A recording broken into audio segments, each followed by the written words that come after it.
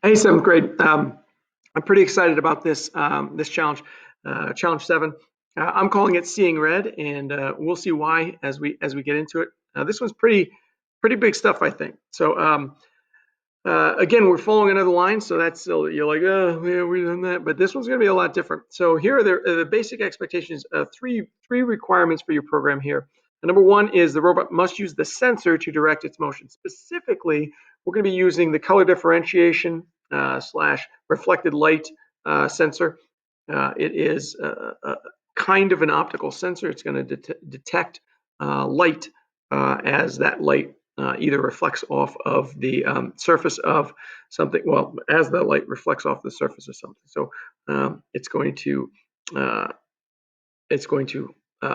project light, and then the light that reflects out of that projected light, it'll be able to tell what kind of thing is happening with that reflected light. So that's the basic concept.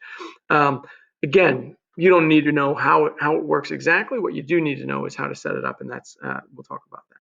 Robot must be able to follow the line. More specifically, what the robot is actually going to do is follow the edge of the line, right? So your robot will actually oscillate back and forth across the edge of the line as it navigates through the path. That's the basic concept. And number 3, robot must travel from one end to the other of the path. So that's the 3 basic requirements. Again, it needs to be able to follow the line. It's got to use the sensor to follow the line, and it must be able to go from one end to the other of the line. That's really it. And if your robot can do those things, you're in good shape. We're going to look at the diagram. The diagram isn't very great, so we'll say that it's a poor reproduction of what you'll actually see. The one thing I'll say is it's good enough, really, for you to be able to know what you're doing. The measurements aren't going to matter. None of that really, right? You don't need to know how long the line is. What you need to do is figure out how to make it so the robot will follow the line based on using that sensor. The one thing I'll say is this right here is a 90-degree angle. So that doesn't really matter, but it does create a little bit of a challenge for some of the robots depending on how you set this robot up. So we'll talk more about that as we go. The wheel circumference is here, but that's not necessary information for this particular challenge. You won't need that. But what you will need, or what you may need, is reflected light intensity on the red line is between 33 and 49. That's as we get that reading from the light sensor. That doesn't mean a lot now. We'll talk a little bit as we start talking about programming this about what that would mean. Color setting on the sensor can also differentiate between red and white, and that's actually what I would recommend doing instead of using reflected light intensity. But I'm going to tell you this, as I did research for this, a lot of people designing this same robot function or same program do use reflected light intensity. So I'm not going to tell you not to do that.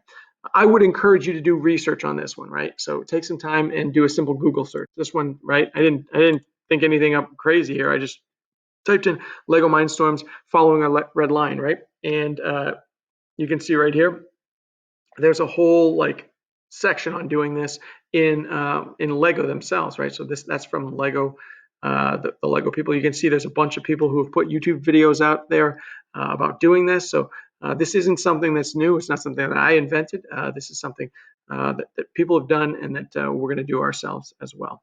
So again, I encourage you to do some research. But I'm going to go right here to our programming window, and we're going to go ahead and get started here with our program. I'm going to say the first thing we actually need to do, again, in this program is we need to make a loop. And the last program that we made, we talked about using a loop, and the reason we talked about using a loop is because we knew we were going to need to use one here. So we need a loop. And this one we do need to set up as an unlimited loop. We need that loop to go forever and ever, right? Because what we want to do is make that robot keep checking the sensor over and over and over and over again. We don't want it to stop checking the sensor. So we're going to make sure that it's an unlimited loop. It's going to keep doing that. Once we get that loop in there, we're going to do another new kind of block, one that we haven't used before. And Lego calls it a switch. I call it an if-then statement, right? So an if-then statement is a programming statement that allows you to do one thing if something is true and another thing if something else is true, right? And that's what we're looking at. When you drag your if-then statement in, it'll look a little bit differently. You will only see the check mark path or the X path on your switch. You won't see both of those paths at the same time. So that will be a little bit different. We'll talk about what to do to program it or to make it look like we can program it when we go forward. Once we've got our switch in here, our if-then statement, we're going to change it. Right now it's on the touch sensor, and we're not using the touch sensor, we're using the color differentiation sensor. So we're going to click there. That's where you'll click. I have to click on the little button below that, and we're going to go to the color sensor, right, which is one of the sensors up top. And we can do a lot of things. I've had kids use measure color. What I would recommend is compare, and I would say compare color. A lot of people say reflected light intensity is the way to go. I'm just going to compare color because I think that's going to work. So it comes in at the default is red, right?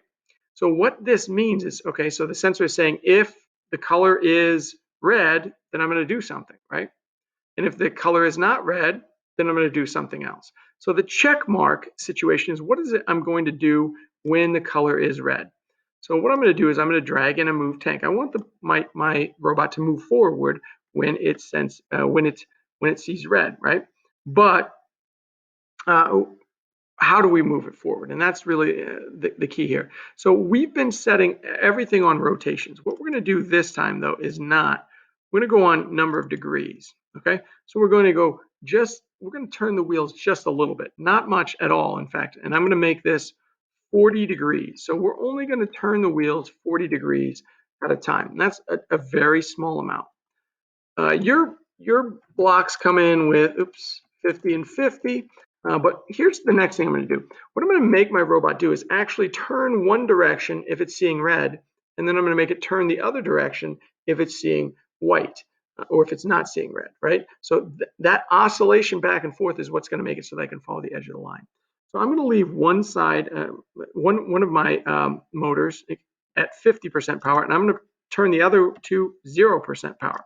So what's that going to do? It's going to make that basically only one wheel is turning, right? So I'm going to drag in a move tank for my X value, right? And again, I'm going to set this up for degrees, and I'm going to make it 40 degrees. But then I'm going to set up the opposite wheel to turn forward in this case, right? So the first wheel, the left power is at 50, and then the right power is at 0. And on the opposite case, the left power is 0, and the right power is 50. So again, I'm going to turn my robot will turn one direction when it's on red, and it'll turn the other direction when it's not on red. So that should make it turn back and forth across the edge of the line as it continues around that path. And really, this is all you should need to do to program your robot to follow the red line. Now, I'll say a couple things. There's other ways to do this. Obviously, there's lots and lots of other ways to do this. One of the things that some kids have done is instead of using the move tank, if you think about it, what I'm really doing is having one motor move at a time, right? So I can bring in a large motor instead, right? Now, here's the key. If you're bringing in a large motor, right, you still should set it for degrees, and you should still go a small amount, right? So we'll set both of them for degrees, and we'll keep that 40-degree motion. But here's the real key. See how it says port D? Our motors are set up on port B and C. So we need to change from port D to ports B and C. Now, the yes case would be one of those motors, and the no case would be the other motor. So I've got C on the yes case and B on the no case. Now, there's other ways to do this as well. I've had kids use the move steering. I've had kids set their sensor up differently, right? So I've had kids say, oh, color sensor, I'm going to go with measure, right? Measure color, and then I'll make this one red, and I'll make this one not red, right? Which is fine. You can also make this one, you can also make this white, right? So those are other choices. And how you set it up, you could do a lot of different things, right? I would encourage you again to go compare color, and then I would encourage you to think about the move tank as how you set this up. Again, if we talk about how your block actually looks, you will only really see the top or the check mark version of your code. So what I would tell you to do for this situation, when you're coding this particular program, what I would encourage you to do is drag in, let me see if I can do this. Let's just pretend we can't see the bottom here of this. I would tell you to just drag in whatever you're doing on the no version so that you can get that screenshot that I can see and everything that's in your code. I would set it up just like this. So we've got 50 and 0, and then we're on number of degrees, and we're going 40 degrees, right? And then this one would be 0 and 50, and again, we're on degrees, and this is 40 degrees. Even though it's grayed out, I can still see it in your screenshot. And then if I can see it in your screenshot, I know what you want in that X case, right? So some kids don't give me that information, which makes it incredibly difficult for me to program the program that you've written and get it into the robot. So again, this is that workaround that I would encourage you to use that will kind of make it so that I can see what you're trying to do with your program. If we go back here for a second, I want to show you.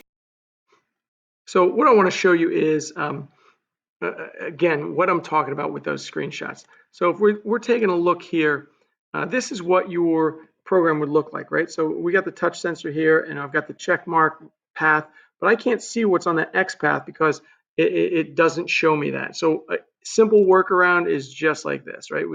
Kids got the X path or the check mark path here, and then right underneath, they're showing me what that X path would be, what the other path would be in your program.